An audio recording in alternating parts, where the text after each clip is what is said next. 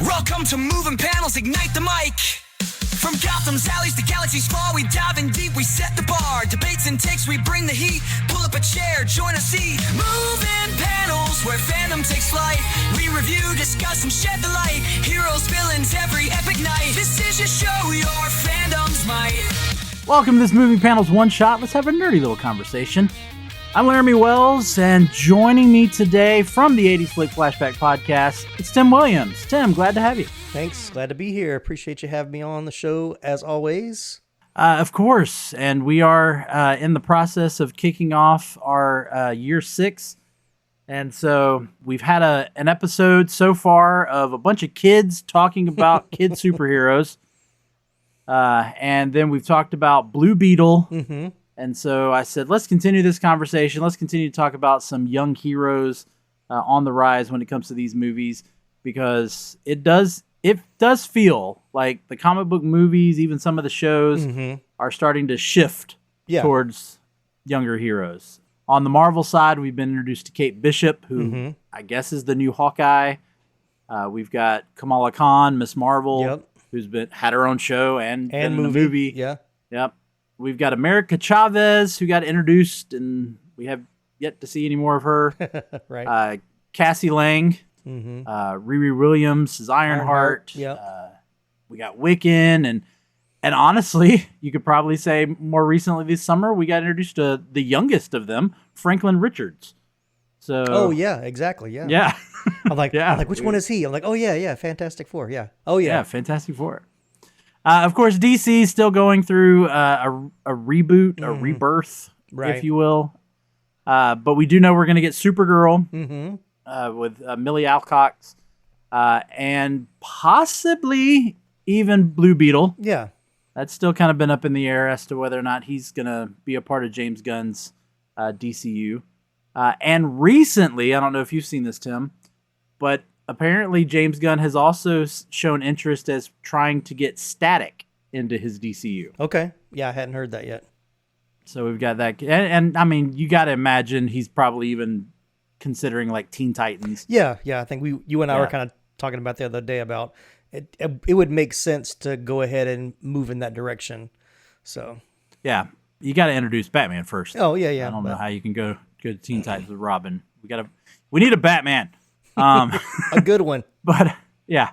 But even outside of Marvel and DC, I've actually been recently seeing previews for the upcoming season of Gen V. Yeah, I saw that today too, yeah. Which of course gives us the younger characters within the Boys universe. So it makes me wonder, and this will be the question I'll open up with, is are we moving into a new phase where the old guard is being replaced, or are these younger heroes meant to exist alongside the iconic characters we've had for the last couple of decades? If you would have asked me that question probably 3 years ago, I probably would have said they were taking the place of. Like it felt very much like the older Avengers, the characters we've kind of watched over the last 20, not quite 20 years yet, but 15 years or so. Yeah. 2008 was when Iron Man came out. Right. So, and we saw those early glimpses. We saw, the kids in WandaVision. We saw Kate Bishop. We saw even, I always forget her name. She's in the Thunderbolts now, but Black Widow's sister. Oh, yeah, Yelena. Yeah, so you were like, okay, they're setting this. This seems very like this is what they're setting up.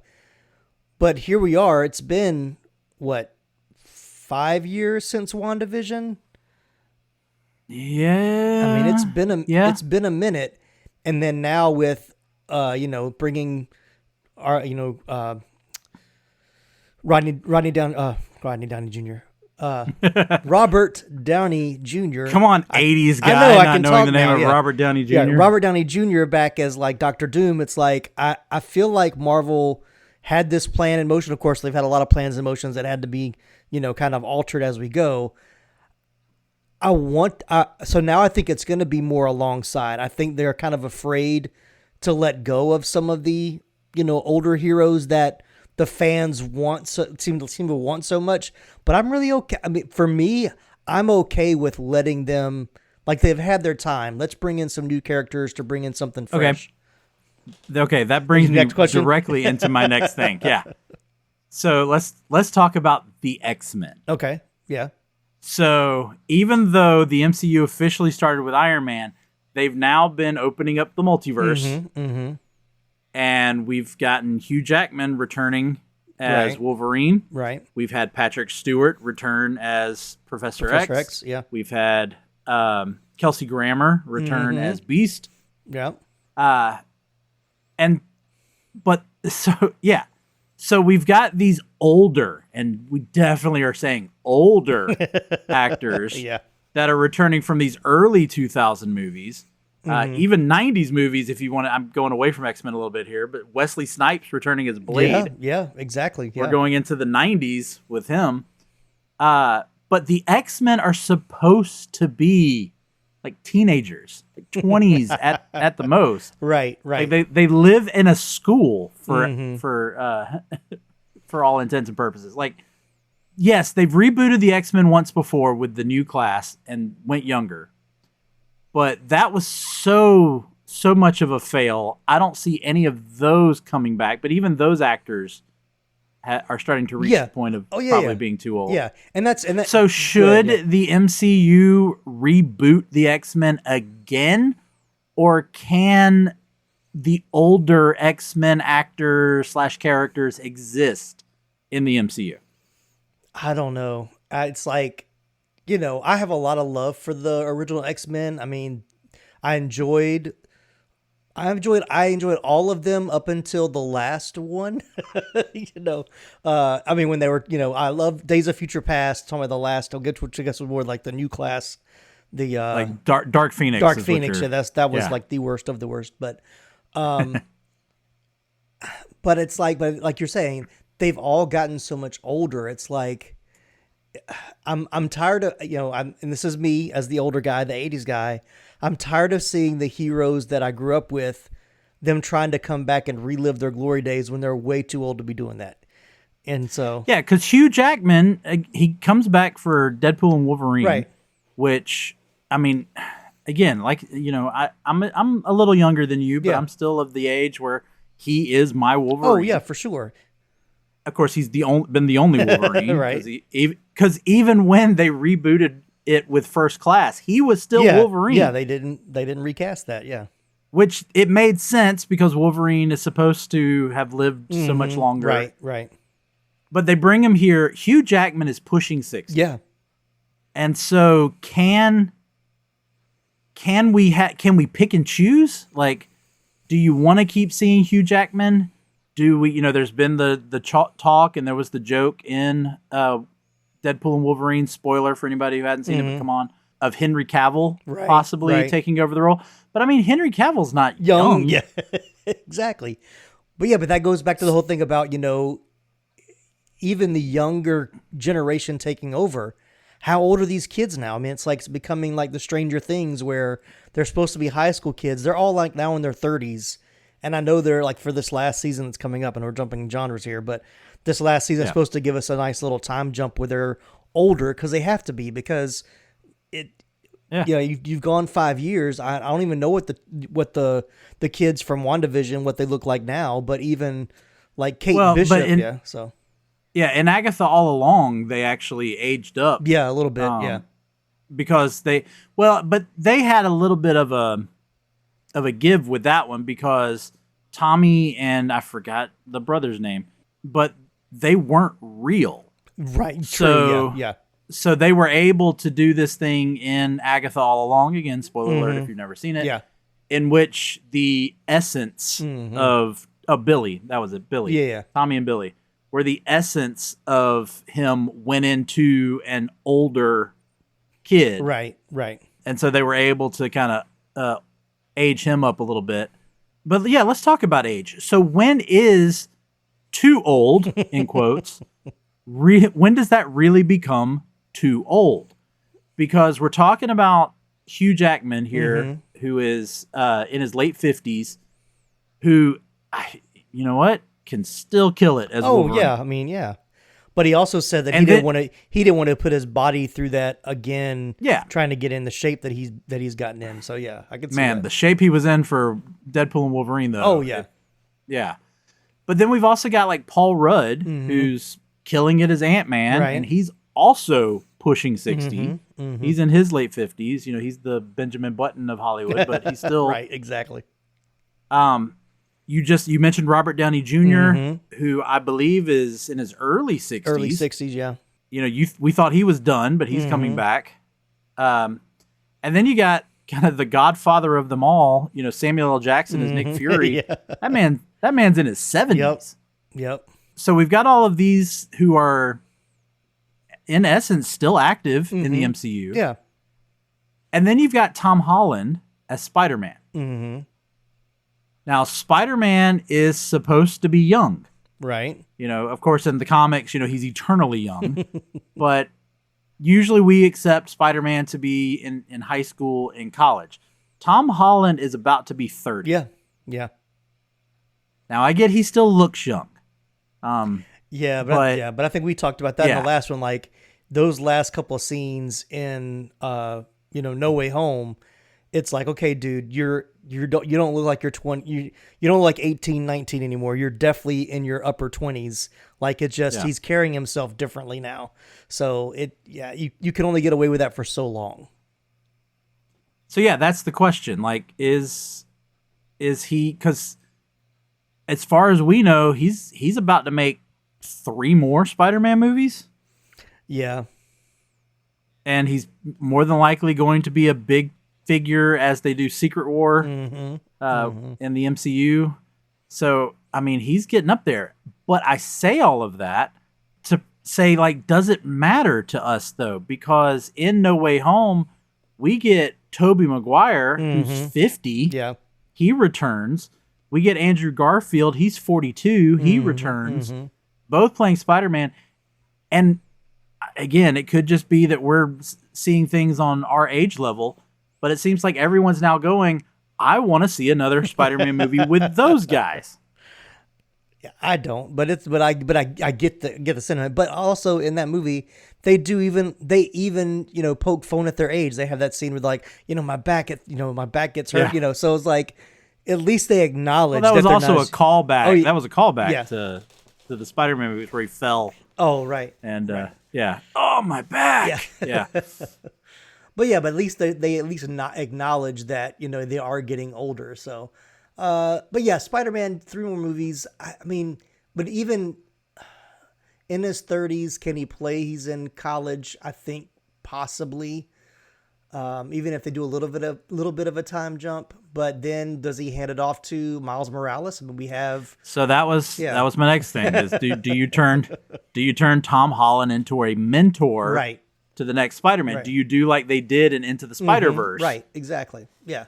Where he's the mentor to Miles Morales. But I don't think but I don't think he's that too much old yet. Like I can see, him just turning 30 is different than like Samuel L. Jackson in his 70s. Like I think Tom Holland has some more time. You just can't keep him. They're going to have to time jump at some point to say it's been 5 years or it's been a little bit longer than he's still his freshman year of college. Now that it's been, 7 years since he graduated from high school, in the movie. Yeah. So. Yeah, which that was always my thing is that with the exception of really like Andrew Garfield's character, like Peter Parker has not been a high school student Right. for I think even an entire movie. Yeah.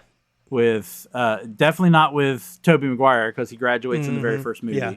And then same thing with Tom Holland. He graduated it was his second or third movie is when he returned. Like he's out of high school now. Yeah, he is now. Yeah. Yeah. Because the third movie he's trying to get into college. So I don't remember if he graduates in that one or if he graduated at the end of 2. I can't remember. But of course 2 they're taking their big school trip. Yeah. So we like know he's still in high senior school trip is what I kind of figured it was like. Yeah. So that brings me to the next thing. Like, do we draw the line? Does it become mentor or do we just need to replacement?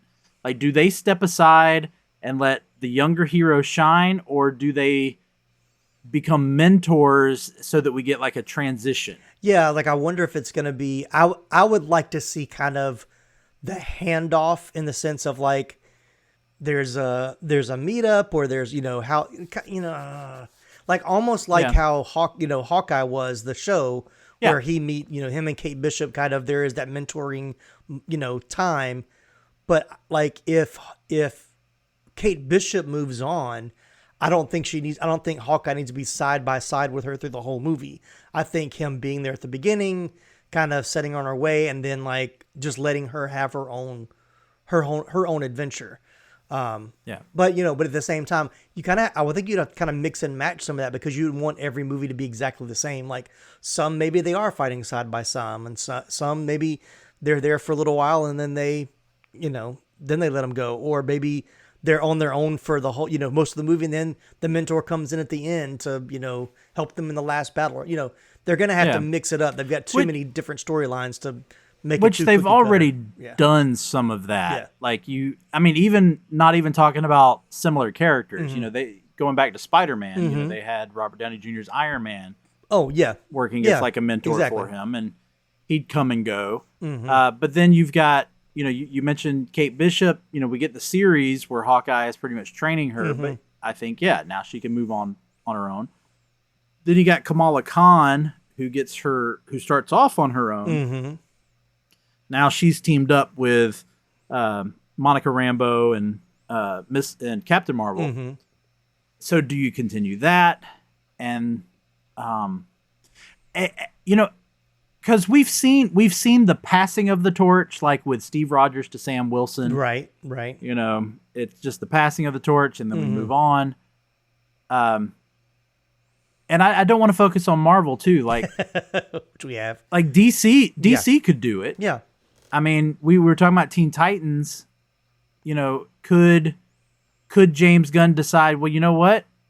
Bruce Wayne's boring. Why don't we have it be older Bruce Wayne, and we can either make Dick Grayson Batman like they did in the comics, or we can the way he deals with multiverse and time travel and all that, or we can jump further ahead and go ahead and do Terry McGinnis and do Batman Beyond. Right. And yeah. maybe focus on that story.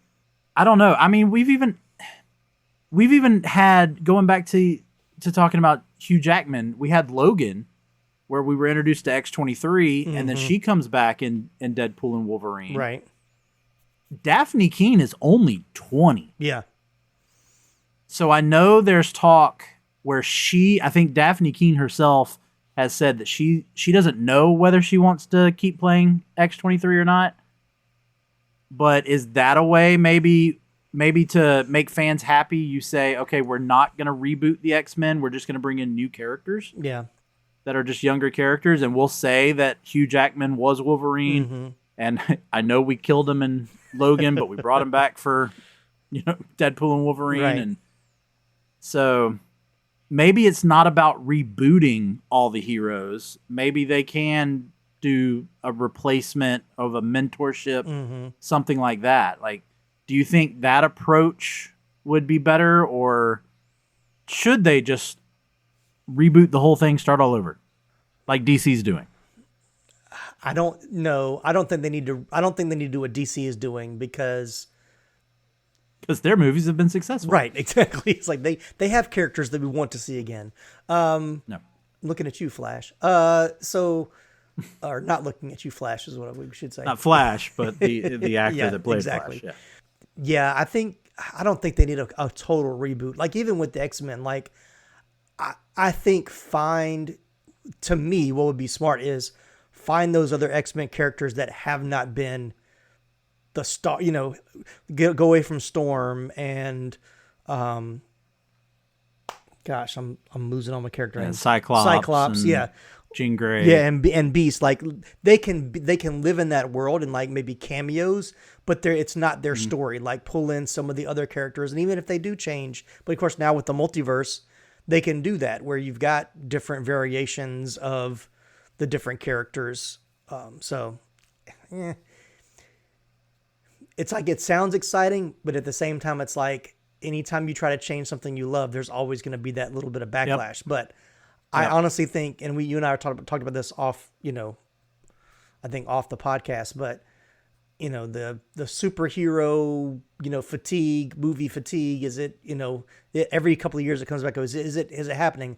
I don't think it's necessarily the fatigue of the superheroes.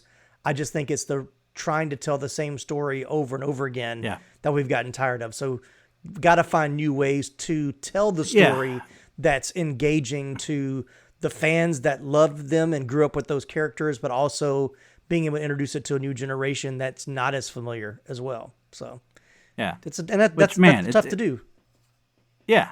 And it's almost like you're reading my notes. So, so that brings me to getting away from Marvel and going back to DC. Right. So we've got a brand new DCU where we've been introduced to Superman. We know that Peacemaker is a part of this DCU now. And Peacemaker, of course, more edgy, more adult. We've even had an animated series already, Creature Commandos, which is a part of this DCU, which also a little bit more violent and whatnot. Then at the end of Superman, we are introduced to Supergirl. Right. And she is wasted. It's like to party on other planets. Yes. So this is where I'm going with this. So we got Supergirl that, yes, is connected to this very wholesome version of Superman we've now been introduced to, but she's a different character. And it is clear, based off of what we know so far about the Supergirl movie, that Gunn is going edgier, darker, kind of, it almost feels like he's going to hit some of his Guardians of the Galaxy roots with Supergirl. And give us a more independent version of Supergirl. Doesn't need Superman as a mentor, so we're escaping that. Right. So we've got that. Then we brought up Gen V, and I know The Boys is already over the top and edgier, but but Gen V, of course, is continuing that with their younger characters that pretty much ask the question, what if young people are put under the same pressure as their older counterparts? Right. Are younger people, can they handle their powers? Are they ready? When are they ready? And if they live in a world in which characters like the boys, not the boys, but the Seven exist, have they already been corrupted?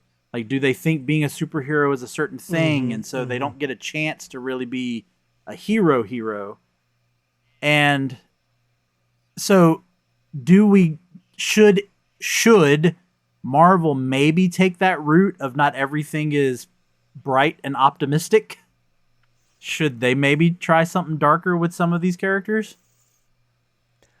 Maybe some, but not all. I think, but at the same time... No, I'm not saying all. Yeah. But I do think,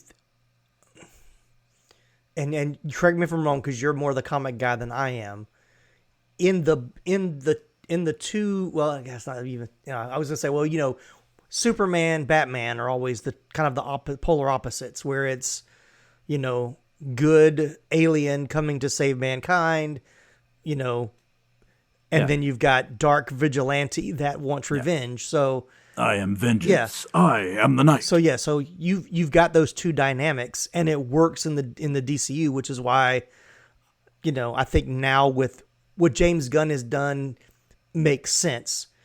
You have the Superman that stays wholesome. He didn't take it too edgy, but then he's also got Peacemaker. Talking about these old people. Peacemaker, the Commandos. You said, what is it? The Creature Commandos.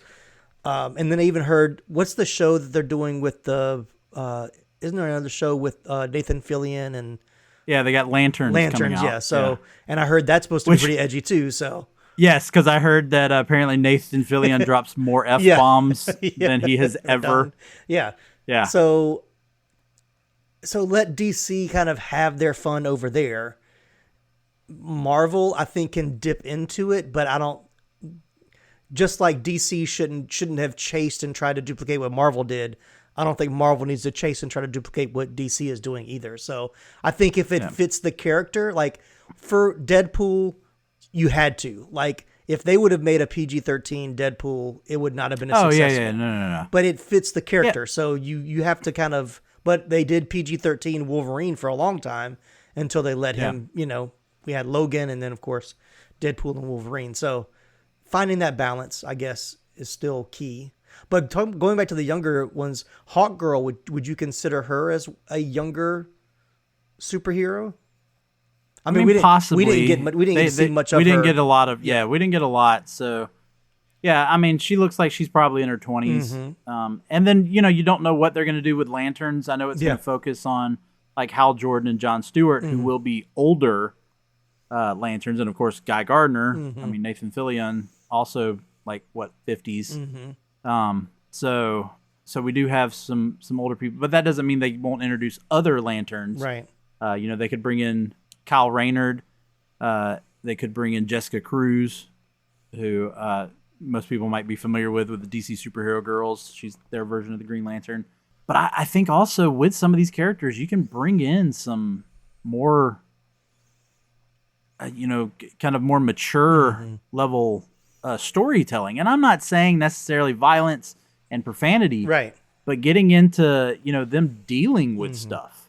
Yeah. It even goes back. I know I'm jumping back now into DC, but there's the famous story of Speedy, Green Arrow's sidekick, being a drug addict, right, and having to deal with that story.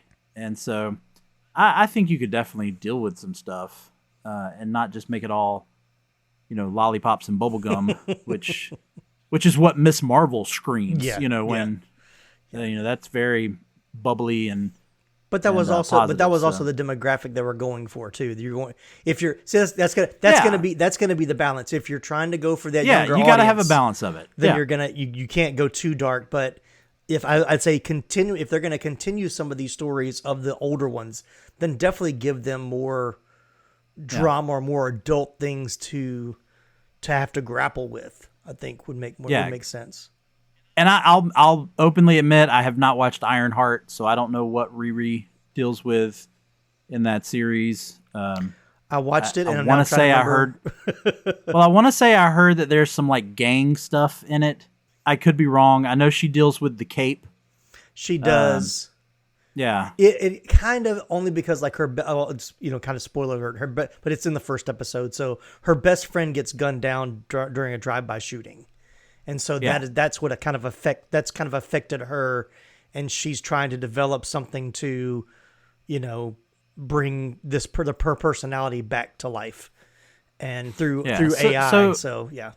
Yeah, so it does feel like there's a little bit of more mature, and I will say content that they're dealing with. I would say I wouldn't put Ironheart on the same level as Miss Marvel in the sense of they're both young, but Miss Marvel is very much bubblegum and lollipops. Yeah, Ironheart's probably a little bit more ramen noodles and a little older like. But college, but we've still age, we've already had where Kate Bishop and Kamala have met each other. Right.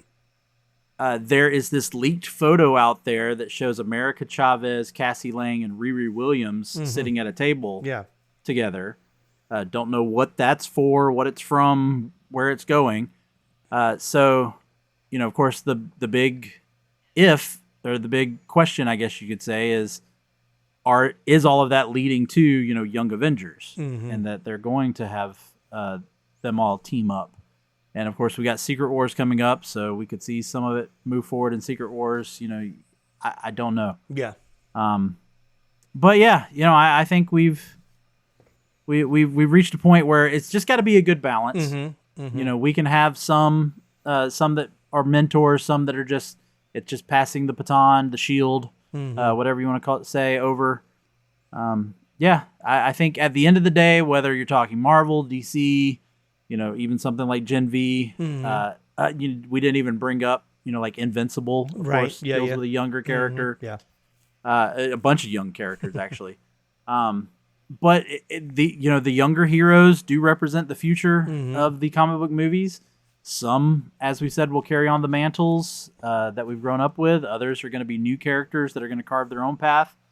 And honestly, as we've talked, it's just reiterated. That's what makes it fun. Mm-hmm. Yeah, exactly. Like that's part of what makes the comics fun. That's part of what makes these adaptations in the movies and TV shows fun, because you never really know what the next generation is going to give us. Mm-hmm.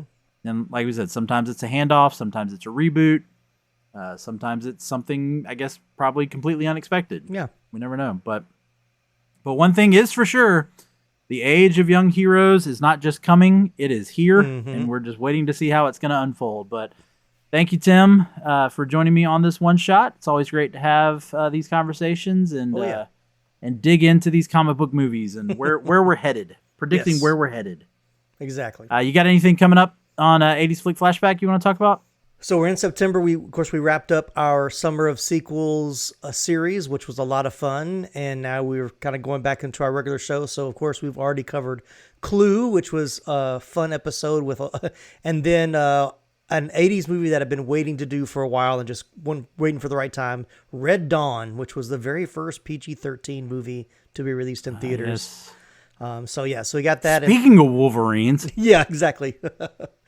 And then, of course, now we're getting ready for October, so we'll get into our spooky season. I know Laramy's excited. We're going to do Evil Dead 2 coming up in a couple weeks. Dead by Dawn. So I'm looking forward to get into those movies again, and then, of course, moving into the holiday season. But check us out. We're in our 12th season.